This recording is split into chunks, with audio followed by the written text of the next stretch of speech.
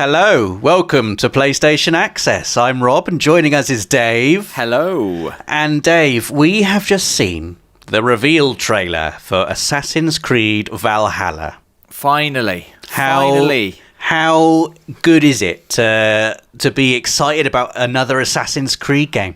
It seems like it's been ages since Odyssey. I mean, I've still not finished Odyssey, but me neither. I mean, that would be silly. It's absolutely massive. We do need to get on with it now because Assassin's Creed Valhalla is coming, and we have 10 things that we now know for sure about Assassin's Creed Valhalla that we are going to talk through, having seen the trailer and read what information Ubisoft has shared on the game. Exactly. So the first of those 10 points is... your main character's name is Eivor or Eivor. Eivor? I think it's Eivor. E-I-V-O-R. Not entirely sure how you pronounce that. That's not one of the things that we're confirming in this video, but it's Eivor. That is your main character. And crucially, you can choose whether Eivor is male or female. Yes, which is something obviously I think we saw really well implemented in Odyssey. Yes. The way that worked, I think, is really, really smart. So, yes. Eivor, maybe male, maybe female. It's up to you. It's up to you. And point number 2 is just to give you a little bit of info on when and where Assassin's Creed Valhalla takes place. So, Eivor, you are leading a band of Norse warriors, or Vikings, I guess you could call them, away from Norway, war-ravaged Norway, and the idea is you're hoping to settle in England in the 9th century, I believe. Indeed, yes. It's the 9th century, as Assassin's Creed likes to do. We're back in the past. We actually worked it out, didn't we, Rob? This is the 9th century, this time period, makes Assassin's Creed Valhalla the third game chronologically? Chronologically, yes. So it comes after Odyssey and Origins and before the rest of the Assassin's Creed series. So we also saw, I think we're right in saying that it was King Alfred we saw in the cinematic trailer, putting his royal stamp of approval on that letter. I had a good look at that signature. I'm pretty sure it said Alfred, maybe with a slightly kind of old English spelling. But yeah, I think that's Alfred, and that would tie up with what actually happened in the real world. In the real world. So the Vikings invaded England or tried to settle England over a long period from the very late 8th century all the way through to sort of the early 11th century, I think. So, or being in the 9th century, it certainly ties up with that, and also for when King Alfred was actually the king in England at the time. One of the things I really liked actually from the trailer, Rob, was how we heard the English propaganda about how awful the Vikings were. Yes. But saw them having families and not being, full of bloodlust and all that kind of stuff. I thought that was cool. I think we can assume that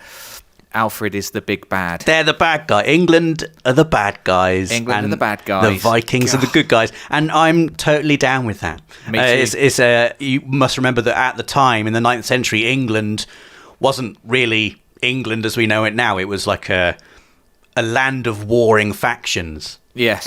Which is the kind of environment you're going to be going into. And will become important as we go on to our next point. Point number 3. There are going to be advanced role-playing mechanics in Assassin's Creed Valhalla. I think we can safely say that go even further beyond what we saw in Assassin's Creed Origins and Odyssey, which introduced far more RPG elements to the series than we'd have before. In Valhalla, you can make allies, and you can talk to people, and the decisions you make with your dialogue can have a big effect on how things go for you, and the information we've got does suggest that you can essentially, words are as important as swords. Definitely, yeah. I think the official kind of line is that almost every decision you make, every choice you make, will have a big effect on the story of the game, and certainly, as you suggested, England is full of warring factions at the time, and there's a good reason to believe that you will be using diplomacy, or you can choose to use diplomacy as much as you could choose to use your axe to make friends, some strategic choices, and figure out how to best conquer England, I guess. It does. I love this kind of stuff because it does mean that when I play the game, I could have a completely different experience to when you play the game, and maybe factions that I'm fighting against you've allied with, and you're having different battles to me. I mean, we are sort of speculating a bit here, but it's really exciting to know that Ubisoft are really pushing the role-playing elements of Assassin's Creed, because I really, really enjoyed Origins and Odyssey, how you're able to really kind of take charge of that character and sort of build your own journey almost. And the fact that Valhalla is doing that more is, for me as a role-playing nerd, is hugely exciting. Definitely. I totally agree. What's the next point?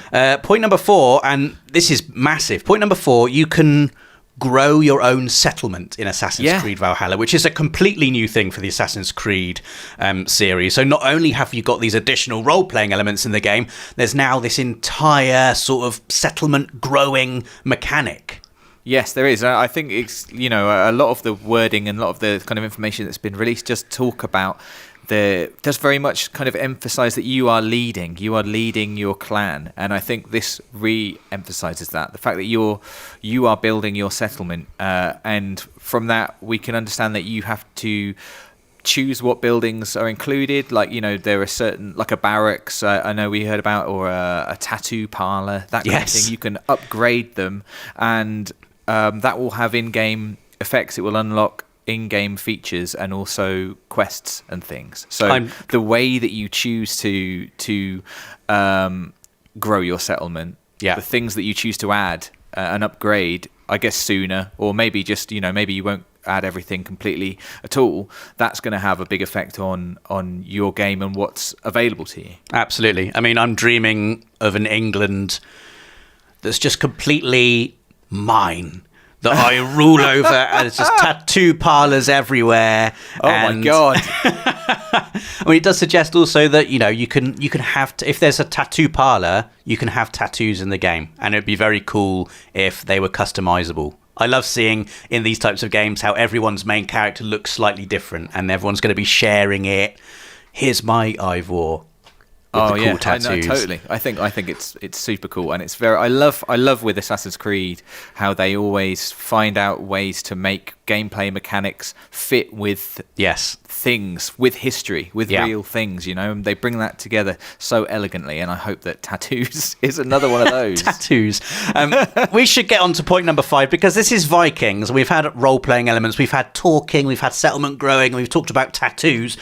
But there are going to be raids. You can take your band of Norse warriors on raids and attack Saxon forces. You can attack forts. This is something you've been able to do in previous Assassin's Creed games. It looks like you're going to be able to do that again. But now you're not just attacking forts for fun.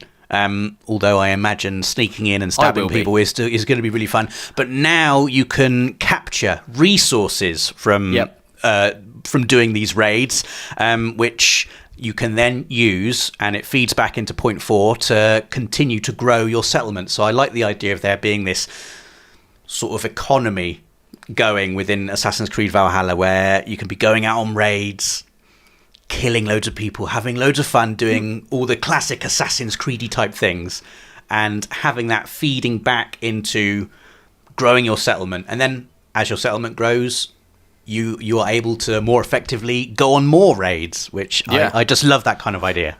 I totally agree. I really hope as well that I just come to really care about my settlement. And if it's like we're low on food, then I have to make a tough decision, like, well, we're going to have to do a raid, I think, and it's going to be a bit dangerous. A food but raid. We need food. It's not just a raid, like you say, for a laugh or just to get some money. Like, if it's for actual kind of like just resources that we need to live, to keep my clan going. I think that's just an extra layer on the gameplay that could make it heighten the experience, which could be really, really cool. Definitely. And I also think it's very interesting in the official wording that they say lead epic battles. Again, you're leading epic battles. I don't know exactly what that could mean, and I know there's talk of strategy as well.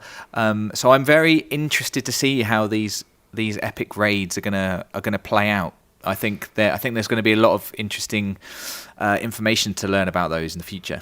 And this does lead into point number 6, which is the fact that, of course, you can use your Viking longships and do naval stuff, which is something Assassin's Creed has been doing very, very well for a long time now. I totally agree. I don't think Assassin's Creed can ever again get rid of ships. They're just too good. They've made a rod for their own back, but it is just too good. I mean, the ocean physics, even as far back as Black Flag, were absolutely amazing. Were absolutely amazing. And still to this day, I don't think the ocean in Assassin's Creed Black Flag has been bettered, apart from the one in Assassin's Creed Odyssey. And so the naval stuff, and it's so synonymous with Viking raids, isn't it? Getting in a longship and pillaging, and it's like if Red Dead Redemption made all of our cowboy fantasies come true, then it seems like Assassin's Creed Valhalla is going to do the same thing for Vikings. Yep, definitely. I'm so glad. I mean, when we saw longships in the trailer, I was excited, but it's been confirmed there are longships in the game, and I'm so excited about it because it just is like, it's probably one of my favorite things about Odyssey was just sailing around the place. So I'm looking forward to doing more of that. Looking at the beautiful rolling water physics, very much so, which I wasted too much time doing. And let's move on to point number 7, which goes more specifically into what you can do when you actually get to the combat, because it's not just the role-playing elements that have increased. Your choices in combat have also been hugely expanded. So you can dual wield axes. I'm just looking at my notes now. You can, from judging by the trailer, it looks like you can throw axes at enemies. I think you can dual wield shields as well, if you want to. You can dual wield shields. I don't know exactly how that's going to work. I'm excited to see that. You can fire arrows, and I think most importantly, we saw it in the trailer. The hidden blade is back. It's back and being used to good effect in the trailer, right through the eye slot. That was a great moment. I thought we were dead.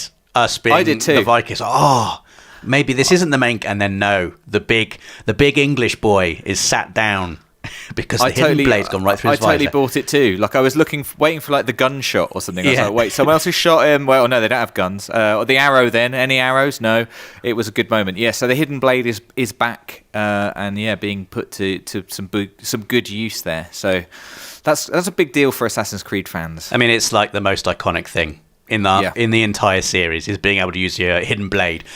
So it is amazing that that's back. And before we move on to point 8, I think we should just touch upon the fact that we did see Odin, the Norse deity of Norse mythology, is in the game in some form. I think represented as that sort of old cloaked man leaning against the tree, and we saw his raven. Odin's raven.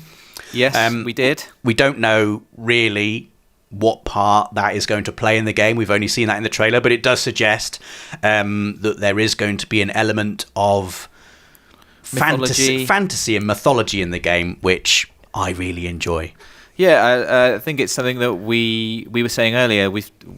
Again, Assassin's Creed did really, really well in Odyssey and Origins, sort of skirting that facet of history, and I don't know. I think it's really exciting to see how they do it with the Vikings. Odin being in the trailer is definitely very interesting. Odin's Raven being in the trailer is definitely very interesting, especially when you think of previous Assassin's Creed games using what's the word for birds? I was trying to think of a cool word for birds then. Avian help. So who knows? But yeah, definitely in the trailer. So that's very cool. Point number 8 is really, really interesting. We don't know much about this beyond what Ubisoft has shared on their website, but you can build custom Viking raiders in the game and upload those to share with your friends. So you could download a Viking that I have made and have them fight alongside you, and vice versa, which is just another really cool thing. It is, and I think it just links back again to the increased player choice, the way that our our characters are likely to be different, and our games are likely to be different, and we can choose to play very, very differently in terms of diplomacy or specialization, that kind of thing. So yeah, I think that's very cool. And point number 9, and this is very important, when you play a big open world role-playing game, as Assassin's Creed has now become, you expect there to be some degree of side activities that you can do outside of the main story. And looking at the information we've got, it looks like Assassin's Creed Valhalla is not going to be disappointing in this department. So you can go hunting. Classic. You can play drinking games. Yeah. Which sound very exciting. But the most exciting one I think you should talk about, Dave, it's thank flighting. you. I mean, I am excited. I am excited to talk about it because I had to read it about 8 times. It's flighting, Rob. That's right. Not fighting, which you may think might be a Viking pastime, but flighting, spelled which is Flyting. Exactly, and is in fact the verbal art of the Viking rap battle. That's right. I don't know what that can mean, really, in terms of a mechanic, but it sounds amazing. It does. I had no idea that Vikings did this. No, me neither. But I'm intrigued to learn more. And, if it's anything like as fun as having your crew of pirates going along singing shanties, then that is going to be amazing. Yes, that's a very good point. Point number 10, our final point. This is just a thing that has excited us. It has been confirmed that Ashraf Ismail, the director for both Assassin's Creed 4 Black Flag and also Assassin's Creed Origins, is heading up Assassin's Creed Valhalla. Judging by the quality of those 2 games I just mentioned, it's just a very exciting prospect that creative force is behind this new game. Definitely, it's people that make games, and he's a good one. It's really exciting to see, to have that. Also, I think it's probably exciting for Assassin's Creed fans who've played those games to just know that DNA, and those 2 games in particular, I think each time really did progress the Assassin's Creed franchise. They really They were trendsetters for sure. Trendsetters, exactly. So. Obviously, he was a big part of that, and now being game director here, you would have to be excited about what Valhalla is going to bring to the franchise. Yeah, and before we go, we should sign off with our one little bonus fact. Yeah, that is, we now know that Assassin's Creed Valhalla is coming to PS4 and PS5 in late 2020. We do. Holiday 2020 if you're in America. Which we call it late 2020. We call it late. Later We're always in the year. Working. But it's so exciting knowing that there is another massive epic Assassin's Creed game coming this year, and it is coming. I'm ready. It's been. I need to get Odyssey finished, but I am ready. Honest. That is our. I mean, it's given us a deadline now, hasn't it? That's true. Yeah. Get Odyssey done before Valhalla comes out.